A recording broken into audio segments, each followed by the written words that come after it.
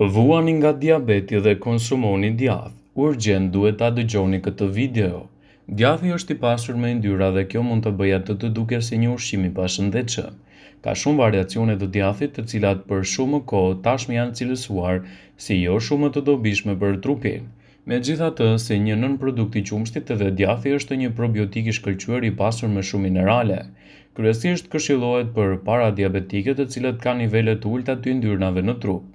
Ekspertët sugjerojnë se ngrënia një sasie të djathit në ditë mund të përmirësojë shëndetin kardiovaskular ose diabetin. Gjatë studimit u vure se enzimat e djathit dhe produkteve të bulmetit ndihmojnë në prodhimin e fosfolipideve. Gjithashtu ndikojnë edhe në stabilizimin e nivelit të insulinës.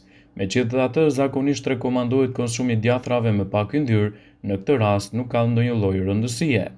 Ekspertët këshillojnë të mos e teproni me djathin nëse vuani nga diabeti, ku rreth 40 gram në ditë janë më se të mjaftueshëm për të konsumuar.